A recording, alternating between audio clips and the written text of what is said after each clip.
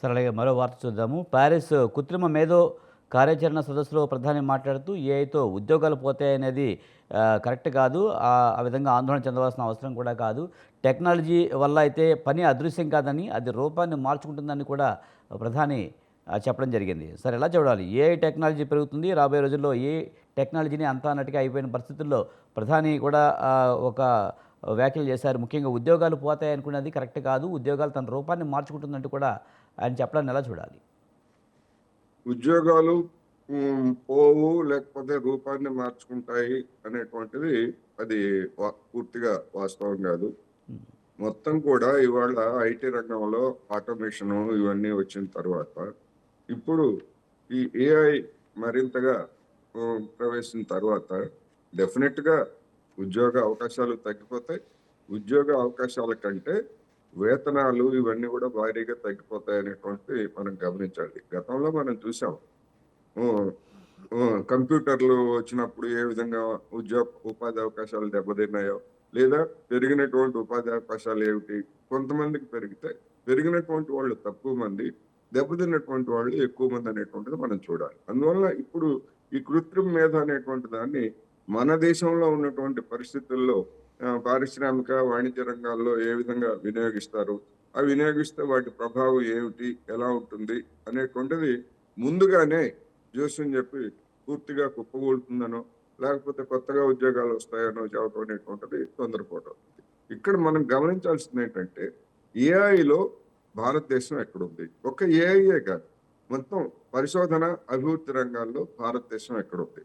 ఒకవైపు కుంభమేళాలో ముక్తి, భక్తి పేరుతోటి కోట్లాది మంది జనాన్ని ముంచడానికి ఇస్తున్నటువంటి ప్రాధాన్యత పరిశోధన, శాస్త్ర పరిశోధన లేదా నూతన ఆవిష్కరణ రంగంలో ఇవ్వడానికి అదే పాలకులు ఏ విధమైనటువంటి గడిచినటువంటి 10 సంవత్సరాల్లో ఎంత నిర్లక్ష్యం వహించారో కూడా మనం చూసాం.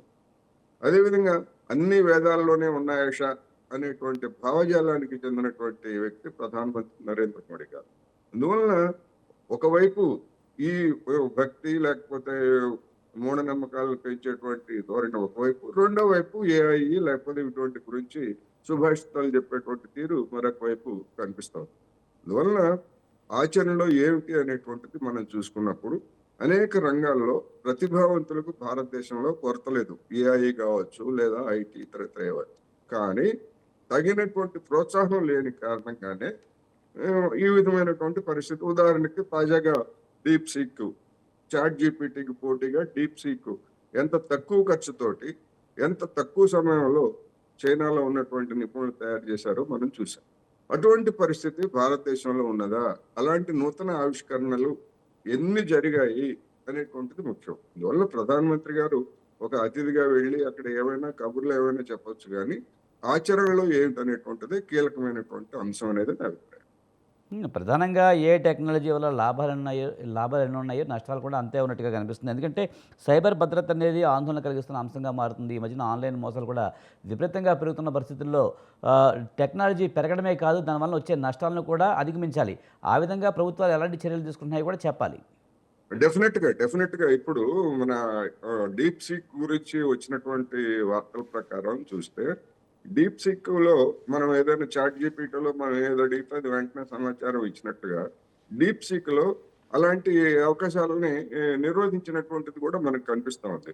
ఎందుకంటే చైనాకు సంబంధించినటువంటి కీలకమైనటువంటి లేదా రహస్యాలు లేదా ఇటువంటి వాటికి సంబంధించినటువంటి వాటిని ఆ డీప్ సీక్‌లో మనకు అందుబాటులోకి లేకుండా చేశారు. ఎందుకని అంటే అటువంటి రక్షణలున్నాయి. చాట్ జీపీటీలు అటువంటి రక్షణలు తీసుకోవడం అవసరం కూడా. ఒక చైనా చేసిందనే కాదు. రేపు భారతదేశంలో ఇంకొక డీప్ సీక్ లాంటిదో లేదా చాట్ జీపీటీ లాంటిదో భారత్‌లో కూడా రూపొందించినప్పటికీ, మన దేశానికి సంబంధించినటువంటి కీలక సమాచారాన్ని ఇతరులకి అప్పనంగా ఎవరు అడిగితే వాళ్ళకి ఇవ్వడానికి అది సరైనటువంటి వైఖరి కూడా కాదు. అందువలన డెఫినిట్‌గా అలాంటి జాగ్రత్తలు తీసుకోవాలి. ఇప్పుడు కత్తి లాంటిది. కత్తితోటి మామిడికాయలు కోసుకోవచ్చు. అదే విధంగా తలకాయలు కూడా నరకవచ్చు. ఈ ఏఐ కూడా అలాంటిదే. అందువలన ఈ వాణిజ్య, పారిశ్రామిక సంస్థల్లో ఏఐని ప్రవేశపెట్టడం ద్వారా తమ లాభాలను పెంచుకోవడానికి ఆయా సంస్థల అధిపతులు ప్రయత్నిస్తారు. ఉపాధిని కాపాడుకోవడానికి కార్మిక వర్గం ప్రయత్నిస్తది. ఈ రాబోయేటువంటి రోజుల్లో ఈ విధమైనటువంటి వైరుధ్యం ఉండబోతా ఉంది అనేది నా అభిప్రాయం.